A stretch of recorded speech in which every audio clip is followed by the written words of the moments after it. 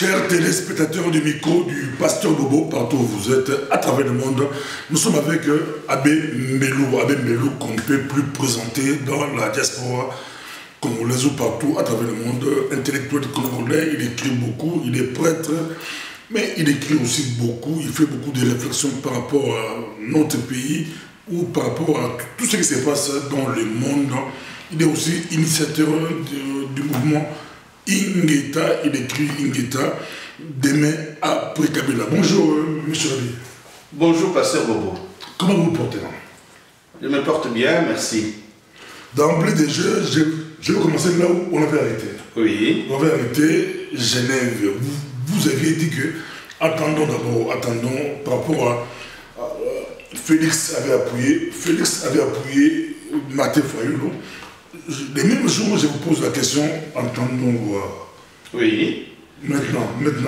Je vous avais demandé que nous puissions patienter pour voir l'évolution des événements. Et vous êtes témoin de ce qu'il y a eu après Genève. Il y a eu 2 signatures qui ont été retirées de l'accord qui avait été signé à Genève. L'un des signataires de cet accord-là évoque le dol pour pouvoir justifier le fait qu'il ait retiré sa signature. Et actuellement, nous remarquons qu'il y a eu 2 groupes qui se sont formés. D'une part, le groupe Lamuka, avec comme porte-parole le candidat numéro 4 aux élections présidentielles hypothétiques du 23 décembre. Et d'autre part, nous avons les 2 qui ont retiré leur signature et qui ont coalisé pour pouvoir former ce qu'ils appellent le ticket gagnant. Donc sur la scène politique congolaise actuelle, nous avons d'une part le dauphin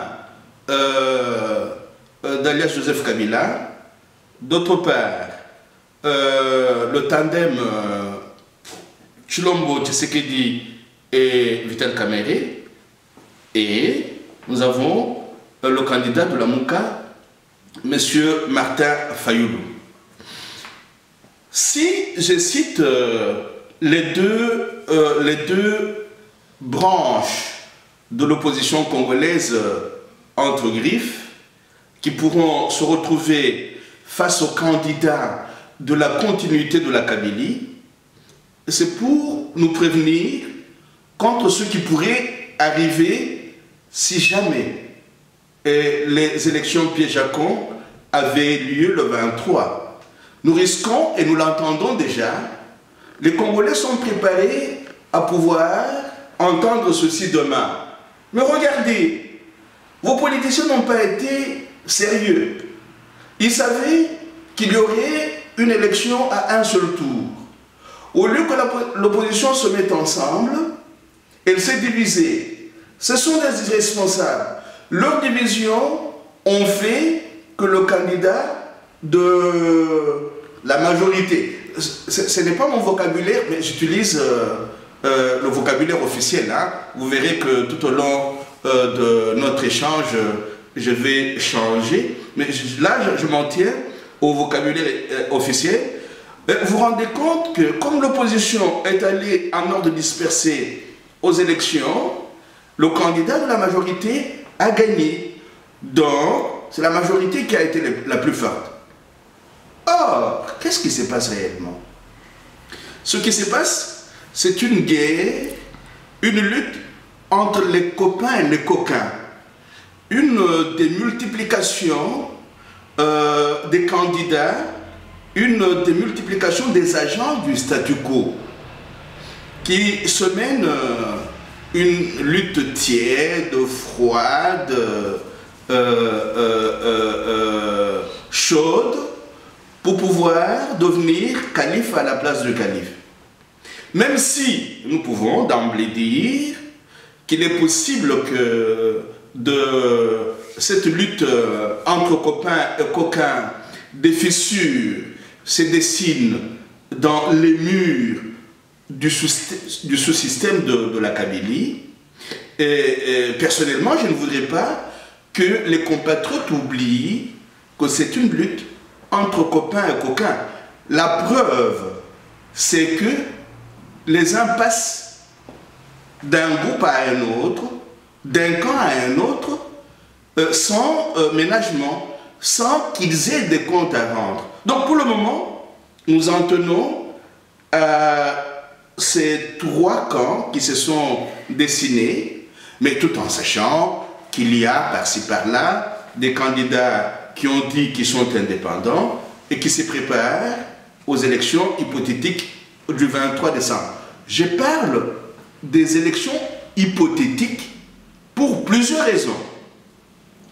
Je vais d'abord évoquer des raisons historiques. Ah, vous savez que, comme je vous l'ai dit la fois dernière, depuis la guerre de l'AFDL, le Congo est engagé dans un processus vicieux et vicieux. Le système en lui-même est tronqué. On ne peut pas de ce processus vicieux et vicieux espérer tirer le meilleur pour le Congo. Ça, c'est un point de vue sur lequel j'aimerais attirer votre attention. Mais regardez, partons par exemple des exigences posées par la conférence épiscopale nationale du Congo. Il y avait, la conférence épiscopale nationale du Congo avait exigé que ceux qu'elle classifiait parmi les opposants emblématiques puissent avoir la liberté de pouvoir aller venir dans leur pays et de battre campagne comme tout le monde. Cette mesure-là n'a pas été respectée. C'est d'un. De deux. La conférence épiscopale nationale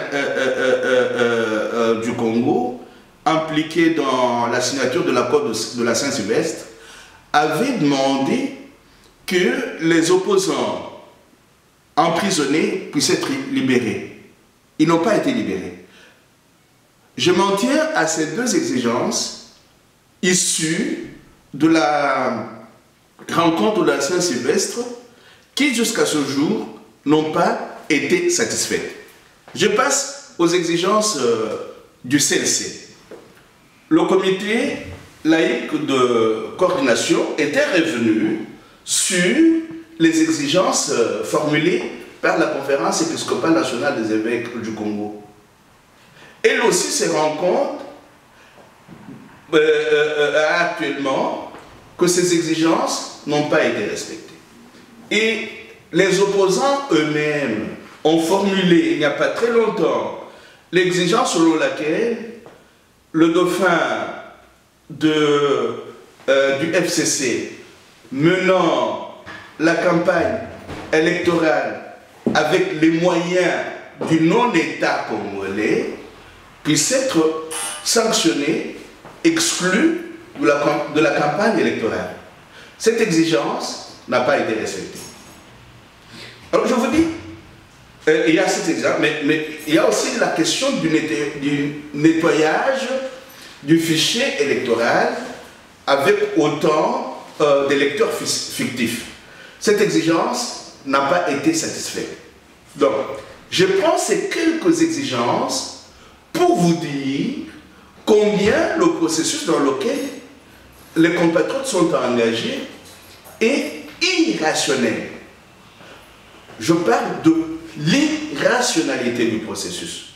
Comment pouvons-nous partir du non-respect des exigences, des accords signés, des exigences des groupes engagés dans la lutte, des exigences qui n'ont pas été respectées? Comment pouvons-nous croire que dans un processus où les exigences formulées par les uns et les autres n'ont pas été respectées, on puisse arriver à des résultats idoines? Je dis non. Donc, en principe, si nous avions un groupe de compatriotes sérieux, ces compatriotes se seraient dit non, voilà. les exigences que nous avons formulées depuis l'accord de la Saint-Sylvestre jusqu'à ce jour n'ont pas été rencontrées. Ne mentons pas à notre peuple, ne lui demandons pas de s'engager dans un processus électoral qui n'en sera pas un. Monsieur l'abbé, on nous suit partout à travers le monde, donc selon vous, malgré les plaintes qu'ils font, pour vous, ces compatriotes-là, les deux camps, que ce soit la Mouka ou côté Kaïtsondi, que ce soit Félix Tshisekedi ou Martin Fayulu, pour vous, ces gars ne sont pas sérieux. Attendez, je n'irai pas si vite en besogne. J'ai eu la chance d'avoir un petit échange avec l'un des miens ce matin, qui est indigné, et je partage son indignation. J'ai écrit un article sur cette question des plaintes. L'un des miens me disait ce matin qu'il est fortement indigné par la réduction de la campagne électorale à la publicisation des terrains pleins, des stades combles, de salles de rencontre pleines.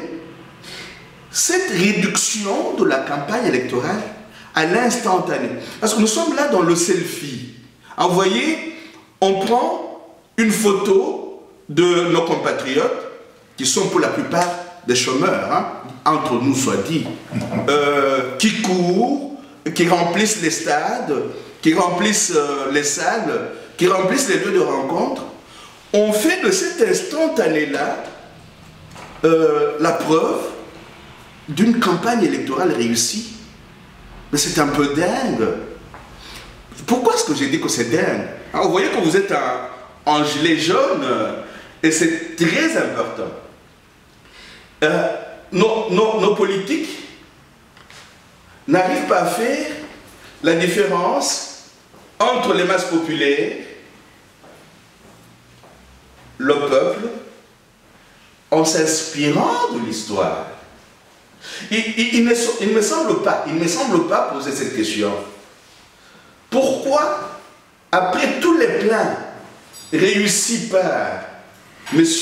Étienne Tshisekedi, il n'a pas pu accéder au pouvoir entre griffes en 2011. Vous n'allez quand même pas me dire, Pasteur Bobo, que ces plans sont les premiers. Donc, il y a d'abord un déficit dans la relecture de l'histoire. Être content des plans réalisés peut témoigner du fait qu'il y a des éléments historiques que les politiciens congolais n'arrivent plus à relire. Pourquoi ne le font-ils pas? Peut-être en connaissance de cause. Tshisekedi, Étienne, a fait des plans originaires de Kananga.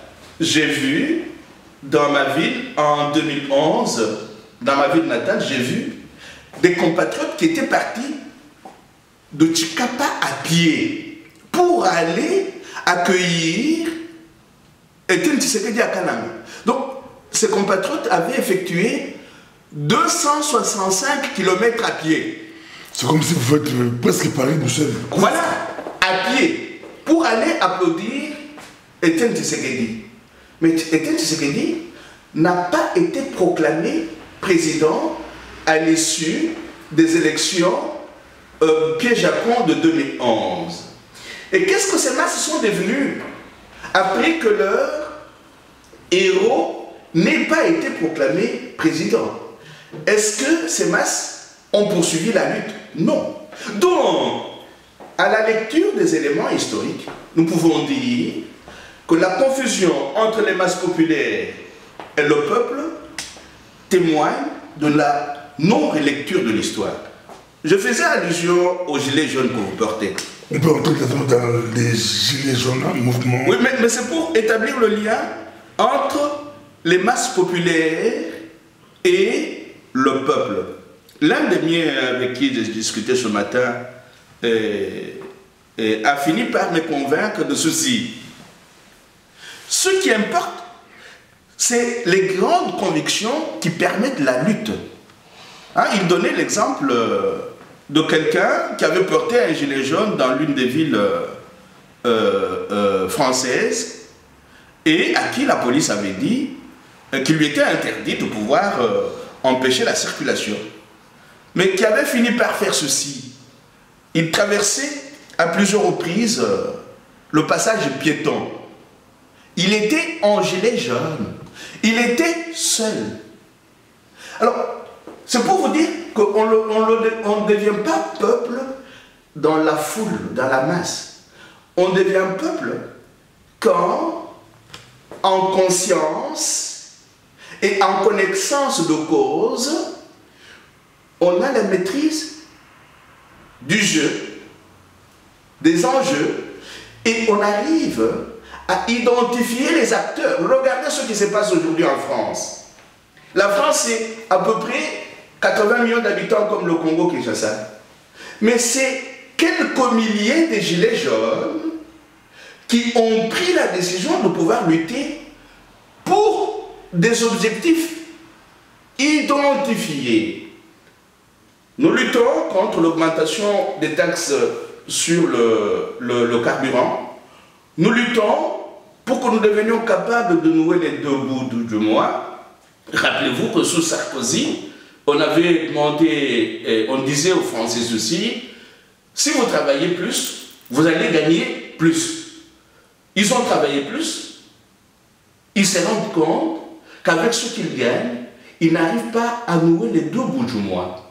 Alors ils se mettent debout, ils deviennent ce peuple en détresse qui porte comme les chauffeurs dont les véhicules sont en panne, portent un gilet jaune pour être vus. Aujourd'hui, nous avons quelques milliers de Français qui se sont mis debout pour crier leur détresse face à l'injustice sociale. Et c'est ça, ils disent, c'est nous le peuple.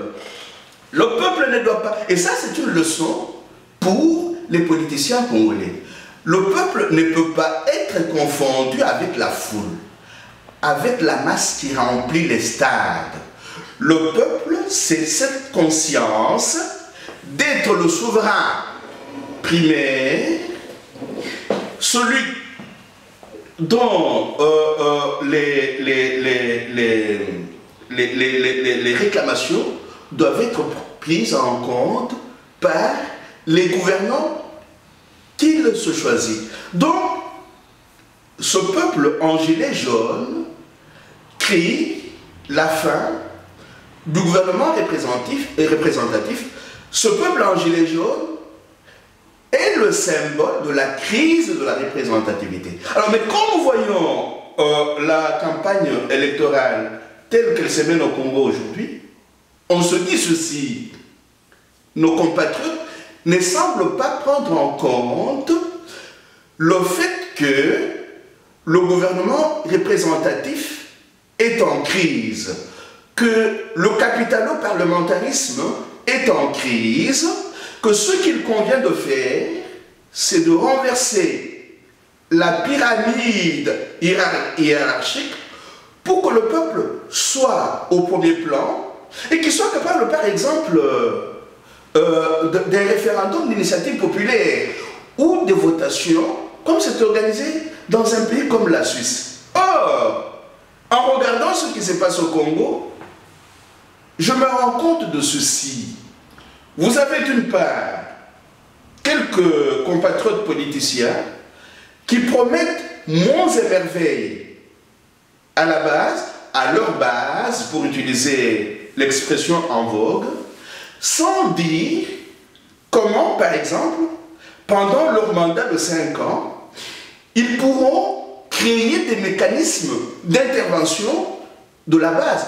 Comment la pyramide renversée va-t-elle fonctionner pendant les 5 ans qu'ils auront à gérer les affaires?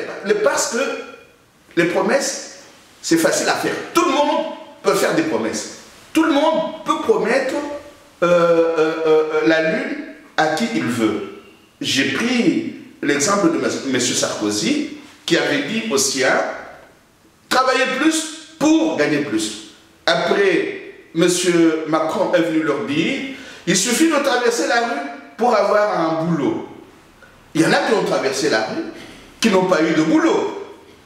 Alors, comme il avait dit, il avait défié ce peuple en lui montrant beaucoup trop de mépris, lui avait dit, ah si vous voulez, venez me chercher. Alors le peuple a mis les gilets jaunes, a dit, Manu, nous venons te chercher. C'est ça le peuple. Cette conscience qui pousse des minorités organisées ou des minorités capables de se structurer à pouvoir se mettre debout en étant conscients des objectifs qu'ils cherchent à atteindre. Vous coupez la parole, oui. Monsieur Labelle, nous sommes avec vous. Nous sommes en gilet jaune, là, nous sommes avec vous. Nous venons te chercher. Nous, c'est Kabila. On vient vous chercher, mais M. Abbé avait déjà dit demain après Kabila, mais pas pour la France. Que va-t-il se passer? Est-ce que les Français pourront arriver à déloger Macron? Et quel est l'impact des gilets jaunes pour notre pays? Ah, une très très belle question, Pasteur Bobo. Et je m'excuse, hein. Je suis un peu triste que la campagne électorale congolaise ne rejoigne pas les gilets jaunes. C'est peut-être fou ce que je vous dis, mais quel peut être l'impact des gilets jaunes sur la suite des événements chez nous? D'abord, n'oublions pas que la France, c'est un pays des révolutions.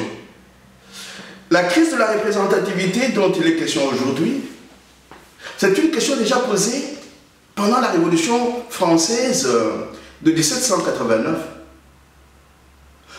C'est un peuple qui se cherche depuis le XVIIIe siècle, qui recherche sa souveraineté. Vous ne pouvez pas prétendre dire que le peuple est souverain et quand il vous confie la gestion de sa souveraineté, vous vous emparez de la richesse créée pour la plutocratie, les oligarques plutocrates, appelés communément le 1%. Donc, la richesse produite ne profite plus qu'au 1% des oligarques dirigeants, gouvernant la France. Donc, je vais faire un petit rappel historique, parce que depuis les années 1880 et 90, il y a eu ce qu'on appelle l'irruption de nouveaux cercles de pouvoir dans la gestion des pays du monde. D'ailleurs, dans ce livre-là, Noir Canada, pillage, corruption et criminalité en Afrique, Alain Denon et ses amis posaient déjà cette question en ces termes.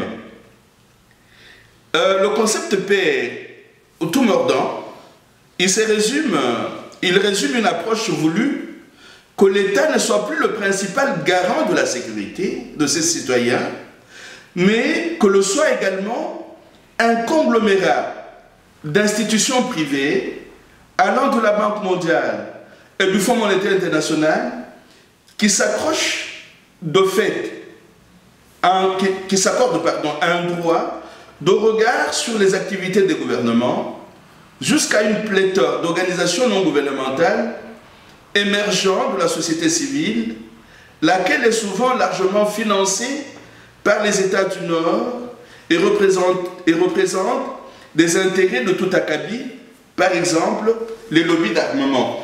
C'est que les amis disent dans ce livre, pour les pays africains, Bruno Latour, dans Où atterrir, comment s'orienter, en parle. C'est un livre très récent, en montrant qu'avec la chute du mur de Berlin, l'influence des multinationales sur les États a conduit, entre autres, à la dérégulation des principes de gouvernement. Donc, c'est cette dérégulation des principes de gouvernement qui a conduit à l'explosion des inégalités. Donc, il y a eu explosion des inégalités au Nord. Il n'y a plus eu de justice sociale au Nord. Et cela se répercute au Sud. Pourquoi? Parce que les multinationales, les nouveaux cercles de pouvoir qui fabriquent les petites mains qu'on appelle abusivement gouvernement au Nord, sont les mêmes qui dirigent, qui promeuvent les dictatures au Sud. Et à l'un de nous, il revient dans ce livre faire l'économie de la haine. Parce que l'une des thèses développées dans ce livre, c'est que la rationalisation de l'économie, quand on parle de la croissance, on parle de la production, cette rationalisation de l'économie met entre parenthèses les processus qui contribuent à la production de la croissance, à l'augmentation de ce qui est produit. Et parmi les éléments qui conduisent à cette rationalisation de l'économie, il y a la haine de la vie. On peut par exemple armer les dictatures du Nord et du Sud, les laisser tuer les populations au Sud, pourvu que les matières premières du Sud puissent être extraites et renvoyées au Nord. Donc cette haine de la vie explose maintenant, pas simplement au Sud, mais aussi au Nord. Pourquoi? Parce que beaucoup de familles n'arrivent plus à nouer les deux bouts. Donc, nous sommes dans une même lutte. Et cette lutte avait été formalisée par l'un des riches américains du nom de Warren Buffett, qui avait dit ceci: nous, les riches, nous sommes en guerre contre les pauvres et nous sommes en train de la gagner. Maintenant, qu'est-ce qui se passe? Les pauvres du Nord se lèvent pour dire: oui, nous sommes en guerre contre vous, nous nous rendons visibles en portant le gilet jaune, nous crions notre détresse, et les autres peuples, que ce soit au Nord ou au Sud, qui entendent ce cri de détresse, devraient en principe rejoindre les gilets jaunes. C'est là que maintenant, par exemple, qu'il y a une campagne électorale entre griffes qui se mène au Congo, ce sujet devrait être intégré. Mais comme la plupart des politiciens congolais sont manipulés par les multinationales, il leur est difficile de pouvoir intégrer la question des gilets jaunes au Sud. Or, c'est un seul et même problème. Comment les pauvres ou les appauvris du Sud et du Nord peuvent-ils coaliser pour lutter contre le camp de Warren Buffett, qui, lui, est conscient depuis longtemps de la guerre. Nous sommes en guerre contre les pauvres et nous sommes en train de la gagner. Donc, tant que les appauvris du Sud n'auront pas conscience de la guerre qui leur est menée par les riches du Sud et du Nord à travers un conglomérat de politiciens, de politicards interposés, on peut remplir les stades, on peut remplir les stades de conférences. Tant que cette conscience-là ne sera pas montante, la conscience de la guerre, de la lutte, tant que la connaissance de cette guerre-là ne sera pas devenue la chose la mieux partagée, et au Sud et au Nord, nos salles remplies, nos stades remplis ne serviront à rien. Pouvoir enrichir le 1%. Les oligarques prédateurs qui se retrouvent pour la plupart dans les multinationales. Monsieur Labbé, vous avez bien suivi Colette Batman avec Kabila, interview avec Kabila. On ne sait pas pourquoi Kabila a choisi Colette Batman qui est presque à la retraite. Mais dans cette interview, on suit Kabila qui répond à la question que M. Labbé Mbelou se pose. Dans tous nos titres, c'est toujours demain après Kabila. Et Kabila vous répond demain après Kabila, je vais faire mes faire. J'ai beaucoup à faire. Il a beaucoup à faire demain pour Kabila. Kabila a beaucoup à faire. Ça fait. Et c'est au Congo. Il va rester au Congo. Ça me fait rigoler. Ça me fait d'abord rigoler. Je pense à un ami qui de temps en temps trouve que nous exagérons en débattant de tout, mais philosophe de formation, j'obéis à un principe, rien n'est indigne de la philosophie. Et à travers la réponse de M. Joseph Kabila à Mme Colette Braeckman, j'ai retrouvé le titre de mon dernier livre, Il pense à son demain. Donc, lui aussi peut finalement penser qu'il y aura un demain pour lui. Et il n'y est pas arrivé de gaieté de cœur. Hein. Il y a eu des compatriotes qui ont dû bosser dur, qui sont morts, qui ont été assassinés par les seigneurs du crime qui travaillent avec M. Joseph Kabila, qui est lui aussi, effectivement, un seigneur du crime. Mais vous voyez, comment est-ce qu'un seigneur du crime peut croire que dans un monde qui le suit depuis bientôt 20 ans, il va s'occuper de ses fermes, qu'il se rassure que des questions sur l'acquisition de ces fermes-là lui seront posées. Vous savez par exemple qu'aux frontières de l'Angola avec le Kasaï, il a acquis 700 hectares de terre, des terres qui contiennent beaucoup de matières premières stratégiques. Alors, mais revenons un peu à ce qu'il dit. Après, il va s'occuper de ses fermes. Non. Après, il devra d'abord rendre compte du rôle qu'il a joué au Congo.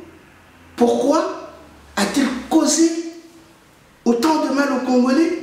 Pourquoi a-t-il tué et fait tuer autant de Congolais?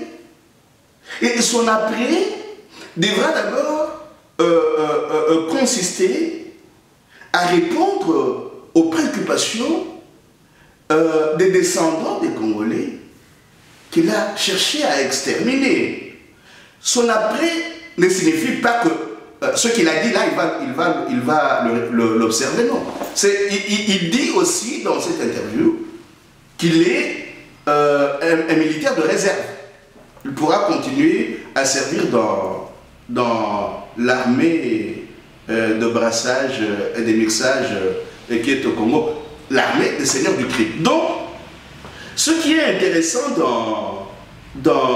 à mon sens, hein, ce qui est intéressant dans cette interview, c'est qu'il ait cru lui aussi qu'il y a un après pour lui. Et ça, c'est un élément positif à retenir de l'interview qu'il a eue avec Mme Colette Braeckman. Mais regardez, il y a ce livre. Vous savez, quand nous étudions, que ce soit au grand séminaire ou à l'université, chaque fois que nous avancions des thèses ou des hypothèses, les amis criaient, c'était notre cri de guerre, les amis criaient « source ».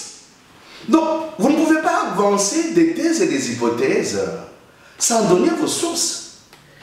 Et quand vous lisez ce livre, par exemple, à la page 136-137, vous pouvez voir, et mes livres sont sales parce que je souligne un peu partout, comment il a été fabriqué ce monsieur-là. Comment, dès que l'autre, Laurent Désiré Kabila est tué, comment il est introduit dans la cour des grands et qu'il a introduit dans la cour des grands, comment il effectue ses premiers grands voyages. Et qui écrit ce livre? Qui écrit ce livre? C'est Madame Colette Braeckman. Quel est le titre de ce livre? Les nouveaux prédateurs politiques de puissance en Afrique centrale. Donc, Colette Braeckman, qui est allée interviewer M. Joseph Kabila, le classifie parmi les prédateurs. Et à la page que j'ai ouverte là, un peu plus loin, à la page 187, il dit comment lui s'est inscrit dans la dépossession du Congo par les multinationales. Donc, pour qu'il devienne calife à la place du calife, il a dû accepter de pouvoir s'inscrire dans le processus néolibéral et néocolonial du Congo. Donc, comment pouvez-vous imaginer à un seul instant un négrier de service, un négrier de temps moderne, qui peut oser croire qu'il aura la vie tranquille au Congo? Si demain, il a la vie tranquille parce qu'il pourrait y avoir une continuité entre les massacres, les assassinats qu'il a orchestrés pendant plus de 20 ans et ce que son dauphin pourra faire, son demain ne sera jamais tranquille. Il devra rendre des comptes. C'est là qu'en entendant certains propos tenus au cours de cette campagne électorale par l'un ou l'autre des compatriotes, j'ai entendu ceci. Demain, nous allons travailler pour réconcilier les Congolais entre eux. J'ai dit bravo, c'est bien de réconcilier les Congolais entre eux. Mais une éthique reconstructive n'a pas une seule dimension. Une éthique qui reconstruit un pays a au moins deux dimensions. La dimension de la réconciliation et aussi la dimension de la justice. Ceux qui ont perdu les êtres qui leur étaient très chers, le pays qui a été détruit parce qu'on y a commis des crimes économiques, des crimes de guerre, des crimes contre l'humanité, ce pays devrait demander de la redevabilité à ceux qui ont fait semblant de le gérer pendant une vingtaine d'années. Donc, on ne peut pas, au nom de la tranquillité, au nom de la paix, exclure de l'éthique reconstructive la dimension de la justice. Voilà pourquoi je vous ai toujours dit que pour que ce pays-là se refonde d'abord comme État, nous aurons besoin d'une opération qui soit à la fois vérité, réconciliation, mais aussi justice. Justice, vérité et réconciliation. On ne peut pas refonder un État sur l'impunité de plus de décennies. C'est difficile et même impossible. Vous savez, on pourrait terminer ici, je vois le groupe des livres ici. Avant que je pose ma première question, ma dernière question. Bon, je pose d'abord ma dernière question. Demain, mais je vois des livres ici où atterrir les murs les plus puissants tombent par leur fissure. Oui, oui. Très bon livre. Un très bon livre par son titre. Là, c'est pour dire, malgré toutes les critiques que nous formulons à l'endroit de nos compatriotes qui sont agents du statu quo et qui se battent sur place au Congo, nous ne devrions pas leur dénier le rapport à la lutte. Nous pouvons en critiquer les limites, mais ces compatriotes, paradoxalement, travaillent à ceci, à fissurer les murs les plus puissants qui se sont dirigés au Congo. Voilà pourquoi, en tant que membre de la diaspora, il nous serait important de leur rester attentifs. De rester attentifs à la lutte qu'ils mènent, mais aussi à la diversité des fronts des luttes que nous menons. Donc, que la remise en question de leur lutte ne nous conduise pas automatiquement à en faire des gens qu'on ne peut pas, avec qui on ne peut pas échanger, qu'on ne peut pas rencontrer. Là, nous tombons dans l'inimitié, dans la haine, qui n'a rien à voir avec une lutte politique. Une lutte politique accepte l'adversité. Une lutte politique accepte le conflit, mais évite de faire du conflit et de l'adversité des lieux du meurtre, de l'assassinat de l'autre. Donc, supposons par exemple que demain, après-demain, je sois dans une situation où je rencontre un monsieur qui s'appelle Fayoulou. j'irai vers lui, je lui dirai ce que je pense, je lui dirai ce que j'estime être les limites de sa lutte, mais je n'en ferai pas un compatriote à haïr ou à tuer. Je n'en vois pas la nécessité. Pourquoi? Parce que le danger qui risque de s'installer parmi nous, c'est de croire qu'il y a des groupes qui ont tout compris, qui peuvent tout faire, qui vont demain restaurer un meilleur Congo au dépend de tout ce que les autres ont fait. Non. Je préfère, peut-être à tort, parler de convergence des luttes. Quelle est la peur des autres dans ce travail de faire tomber les murs du système néocolonial et néolibéral au Congo?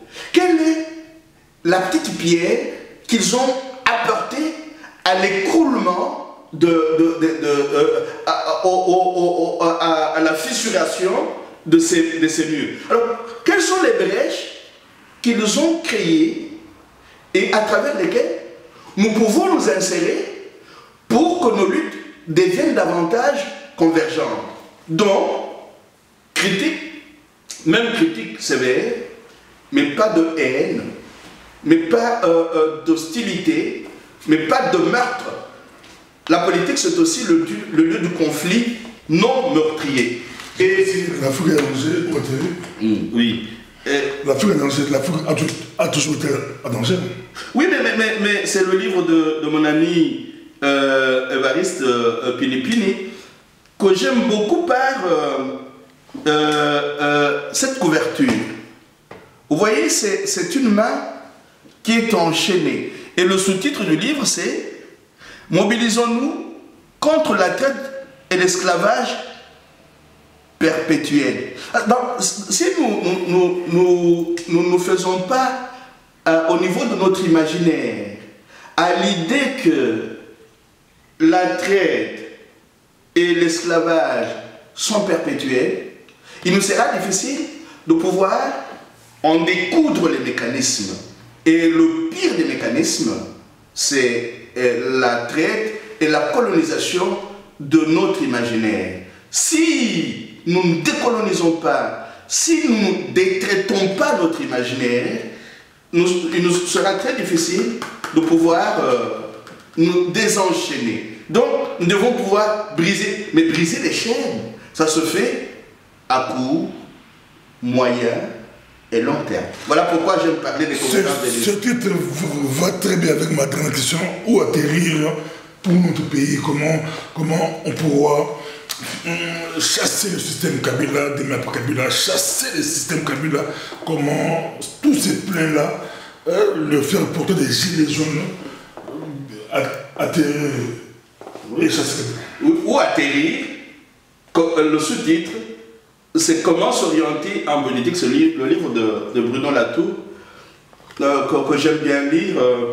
Je l'ai découvert à travers d'autres publications, surtout la politique de la nature.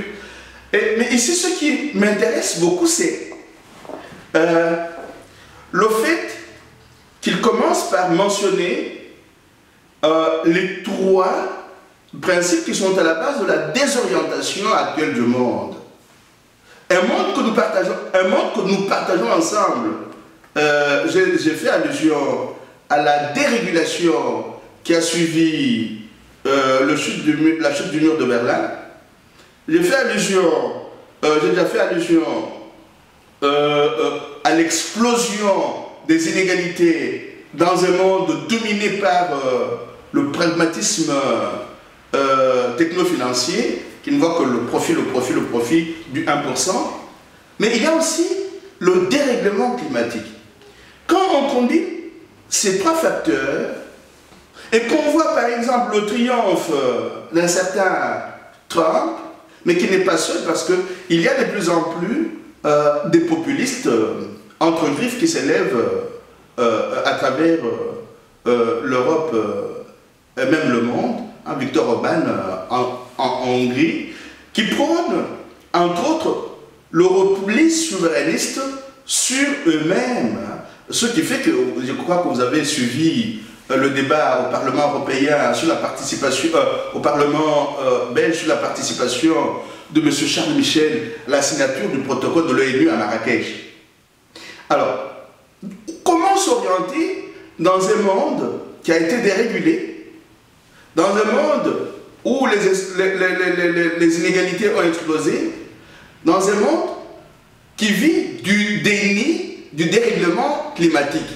Est-ce que la meilleure solution, c'est le repli sur le local ou l'interdépendance des souverainetés à la fois respectueuses de leur ancrage local, mais aussi de la main tendue des autres? C'est ça l'enjeu que j'aime lire dans Où atterrir, comment s'orienter. Donc, et je ne suis pas encore arrivé à la fin du livre, mais le sujet m'intéresse dans la mesure où, à mon niveau, j'estime que ce qui serait important à faire, en commençant par les réclamations des Gilets jaunes, c'est de tenir compte à la fois de la souveraineté du peuple, mais que ce soit une souveraineté respectueuse de l'interdépendance des peuples. Parce que dans un monde où les richesses à produire sont limitées, nous ne pouvons pas vivre repliés sur nous-mêmes sans pouvoir nous ouvrir aux autres, ne fût-ce qu'à ceux qui fuient les dégâts causés par les guerres provoquées par les multinationales au sud ou les ravages causés par le climat, que ce soit au sud ou au nord. Donc, l'avenir nous invite à une interdépendance rationnelle et raisonnable. Alors, si nous voulons au sud travailler au renversement du sous-système néocolonial et néolibéral que Chadari, le dauphin de M. Joseph Kabila, voudrait perpétuer, nous avons à pouvoir aider nos populations à devenir un peuple souverain, consciencieux des enjeux actuels, mais aussi ayant une bonne maîtrise de l'histoire du Congo. Là, je me dis, il y a encore du chemin à faire, malgré les brèches ouvertes dans les murs du monde autrefois globalisé, mais malgré les fissures ouvertes dans les murs du système néolibéral et néocolonial entretenu par la Kabylie. Merci beaucoup. C'était M. Abbé. Merci. Vous l'avez suivi. À la prochaine. Merci. Au revoir. Merci bien. Au revoir, Pasteur Robot.